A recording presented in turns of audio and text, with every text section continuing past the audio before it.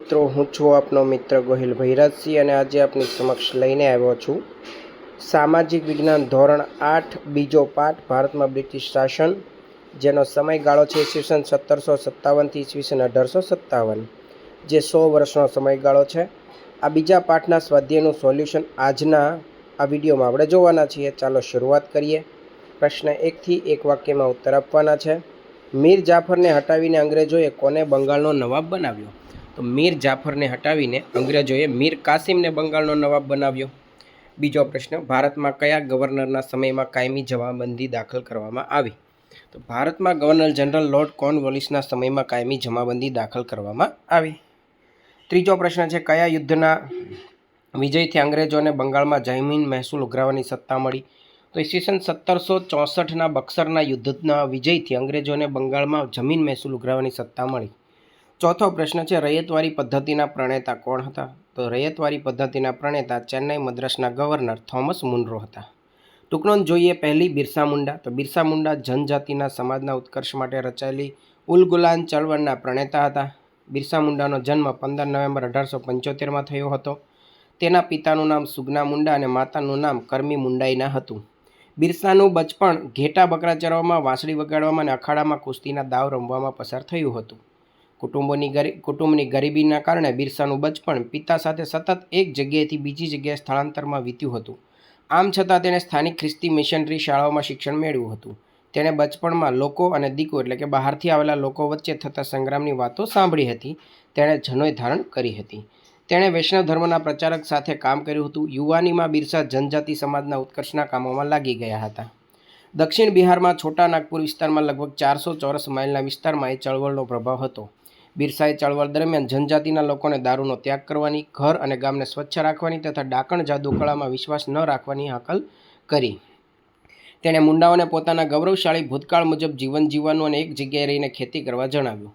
બિરસાની દરેક વાતને મુંડા સમુદાય સારી રીતે અનુસરતો હતો. બિરસાની ચળવળથી અંગ્રેજોને ભય લાગ્યો કે જનજાતિઓ બિરસાના નેતૃત્વમાં મુંડા રાજ સ્થાપિત કરશે. તેથી તેમણે રાજ્ય વહીવટમાં અડચણરૂપ બનવાનો બિરસા પર ખોટો આરોપ મૂકી ઈસવીસન 1895માં બિરસાની ધરપકડ કરી. ઈસવીસન 1897માં જેલમાંથી છૂટ્યા પછી બિરસાએ ફરીથી ચળવળ શરૂ કરી. તેમણે દીકો અને અંગ્રેજો સામે સફેદ ધ્વજનું બિરસા રાજ સ્થાપવા ચળવળને વેગવંતી બનાવી. ઈસવીસન 1900માં બિરસાનું અવસાન થવાથી તેની ચળવળ મંદ પડી ગઈ. બીજી ટૂંકનોંધ જોઈએ, રૈયતવારી પદ્ધતિ. ઈસ્ટ ઇન્ડિયા કંપનીએ 19મી સદીની શરૂઆતમાં ભારતમાં જમીન મહેસૂલ એકત્ર કરવા કેટલીક પદ્ધતિઓ અમલમાં મૂકી હતી. તેમાંની એક પદ્ધતિ હતી રૈયતવારી પદ્ધતિ. ઈસવીસન 1820માં જ્યારે થોમસ મુનરો મદ્રાસના ગવર્નર હતા ત્યારે મુંબઈ અને મદ્રાસ પ્રાંતોમાં રૈયતવારી પદ્ધતિ લાગુ કરવામાં આવી હતી. થોમસ મુનરો આ પદ્ધતિના પ્રણેતા હતા. રૈયતવારી પદ્ધતિમાં ખેડૂતને જમીનનો માલિક બનાવવામાં આવ્યો હતો. સરકારની શરત મુજબ ખેડૂતે જમીન મહેસૂલ ચૂકવવાનું હતું. આ પદ્ધતિનો કોઈ ફાયદો ન હતો કારણ કે જમીન મહેસૂલ વધારે હતું.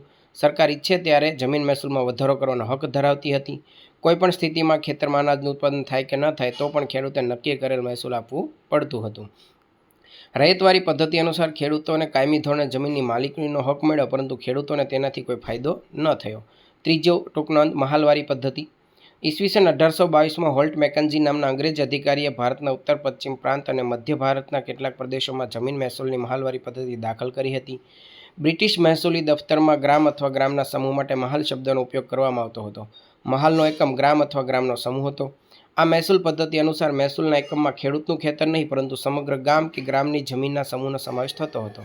આ પદ્ધતિમાં સમગ્ર ગામનું સર્વેક્ષણ કરી ખેતર અથવા ખેતરોના ઉત્પાદનની આવક વગેરે ધ્યાનમાં રાખીને જમીનનું મહેસૂલ નક્કી કરવામાં આવતું હતું. તેથી આ પદ્ધતિ મહાલવારી પદ્ધતિ તરીકે અમલમાં આવી હતી. આ પદ્ધતિમાં સમગ્ર ગામનું જમીન મહેસૂલ એકત્ર કરવાની જવાબદારી ગામના મુખીને સોંપવામાં આવી હતી. મહાલવારી પદ્ધતિમાં ખેડૂતોને કોઈ ફાયદો થયો ન હતો કારણ કે તેમને તો ખેતરમાં અનાજ પાકે કે ન પાકે, દર વર્ષે નક્કી કરેલું મહેસૂલ મુખીને બ્રિટિશ કંપનીને આપવું પડતું હતું. પ્રશ્ન 2બ, નીચેના પ્રશ્નોના ઉત્તર આપો. કાયમી જમાબંધી પદ્ધતિમાં ખેડૂતોનું શોષણ કેવી રીતે થતું હતું? જવાબ છે, કાયમી જમાબંધી પદ્ધતિમાં ખેતરમાં પાકનું ઉત્પાદન થાય કે ન થાય, ખેડૂતોએ નિશ્ચિત કરેલું મહેસૂલ જમીનદારને આપવું પડતું. તેથી જમીનદાર તેમના પર જોર જુલમ કરીને મહેસૂલ વસૂલ કરતો. આ રીતે કાયમી જમાબંધી પદ્ધતિમાં ખેડૂતોનું શોષણ થતું હતું. ખરેખર આ પદ્ધતિ ખેડૂતો માટે શાપરૂપ નીવડી હતી. બીજો પ્રશ્ન છે, 18મી સદીમાં ભારતમાં ખેતીની સ્થિતિ કેવી હતી? જવાબ, ઈસ્ટ ઇન્ડિયા કંપનીનો મુખ્ય ઉદ્દેશ યુરોપમાં માગ હોય તેવી વસ્તુઓ ભારતમાંથી સસ્તા ભાવે ખરીદીને યુરોપમાં વેચવી એવો હતો. ઈસવીસન 1765માં બ્રિટિશ કંપનીને બંગાળ, બિહાર અને ઓરિસ્સા જેવા સમૃદ્ધ પ્રદેશોની દીવાની સત્તા મળી હતી. તેથી કંપનીએ એ પ્રદેશોની ખેત પેદાશો ઓછા ભાવે ખરીદવા માટે ખરીદ વેચાણના બજારો પર પોતાનો ઇજારો સ્થાપ્યો. તેમણે પોતાની ઈચ્છા મુજબ કાચું રેશમ, ગળી, કપાસ, અફીણ, મરી વગેરે મુખ્ય પાકોનું વ્યાપારીકરણ કર્યું. બ્રિટિશ કંપનીએ ખેડૂતો પર જુલમ ગુજારીને કાચા રેશમની નિકાસ પર પોતાની સત્તા સ્થાપી. ભારતની ગળીનો રંગ ચમકતો હોય તે રીતે સુતરાઉ કાપડ પર ઉપસતો હતો. વળી ઈસવીસન 1780ના દાયકામાં બ્રિટિશ કંપની અને તેના કૃપાપાત્ર વેપારીઓ ભારતના રૂ ઉત્પાદન કરતા પ્રદેશો પર અંકુશ ધરાવતા હતા. તેથી તેઓ ખેડૂતોને બજાર ભાવ કરતાં ઓછા ભાવે કપાસ વેચવા ફરજ પાડતા. પરિણામે ખેડૂતોને કપાસના પૂરતા ભાવ ન મળવાથી તેઓ પાયમાલ થયા. તે સમયે ભારતમાં શેરડી, ચા, અફીણ, મરી મસાલા વગેરે પણ મહત્ત્વના વેપારી પાકો હતા. પોતાની રાજકીય સત્તાના જોરે એ પાકોને નીચે ભાવે ખરીદવા કંપનીના વેપારીઓ ખેડૂતોને વાવેતર કરવા માટે અગાઉથી ધિરાણ આપતા. આ રીતે ખેડૂતો દેવાદાર બન્યા. ગરીબ ખેડૂતો પાસેથી જમીનદારો જમીન ખરીદી લેતા હતા. પરિણામે ખેડૂતો મોટી સંખ્યામાં જમીન વિહોણા ખેતમજૂરો બની ગયા. આમ 18મી સદીમાં ભારતમાં ખેતી અને ખેડૂત બંને બરબાદ થઈ ગયા.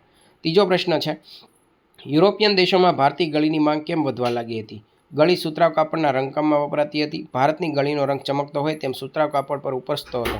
ઈસવીસન 1790 સુધી યુરોપના દેશો ગળી કેરેબિયન દેશમાંથી મંગાવતા હતા. સમય જતાં કેરેબિયન દેશોમાં ગળીનું ઉત્પાદન ઘટવા લાગ્યું. તેથી યુરોપના દેશોમાં ભારતની ગળીની માંગ વધવા લાગી હતી. ચોથો પ્રશ્ન, અંગ્રેજ શાસનમાં જનજાતિઓની પ્રવૃત્તિઓ વિશે જણાવો. તો અંગ્રેજ શાસનમાં જનજાતિઓની મુખ્ય પ્રવૃત્તિ નીચે મુજબ હતી. જનજાતિના કેટલાક સમૂહો જીવન નિર્વાહ માટે માત્ર ખોરાક એકઠો કરવાનું કામ કરતા હતા.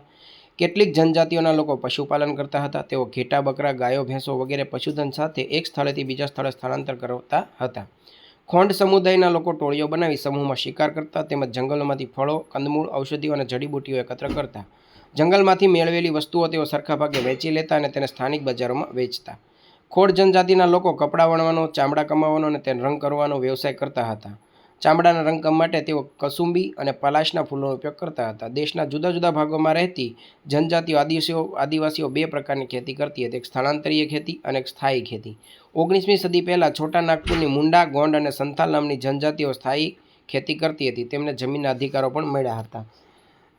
પ્રશ્ન 3 છે, વિકલ્પમાંથી સાચો વિકલ્પ શોધીને લખો. ભારતમાં ગળી ઉત્પાદનની કેટલી પ્રથાઓ હતી? તો જવાબ છે 2. ઈસવીસન 1820માં કયા બે પ્રાંતોમાં રૈતવારી પદ્ધતિ લાગુ કરવામાં આવી હતી? તો જવાબ છે મુંબઈ અને મદ્રાસ, કે જે હાલનું ચેન્નાઈ ગણાય છે તે. ઝારખંડ રાજ્યમાં હજારીબાગ આસપાસ કયા આદિવાસીઓનો સમૂહ રહેતો હતો? જવાબ છે સી, સંથાલ. આદિવાસીઓ કોના નેતૃત્વમાં મુંડા રાજ સ્થાપિત કરવા ઈચ્છતા હતા? તો જવાબ એ, મીરસા મુંડા. તો મિત્રો, આ રીતે આપણું ધોરણ 8 સામાજિક વિજ્ઞાન પાઠ નંબર 2 એના સ્વાધ્યાયનું સંપૂર્ણ સોલ્યુશન આજના વિડીયોમાં જોયું.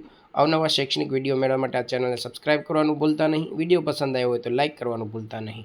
નવા વિડીયો સાથે ફરી પાછા મળીશું. ત્યાં સુધી જય હિન્દ, જય ભારત, જય ગુજરાત.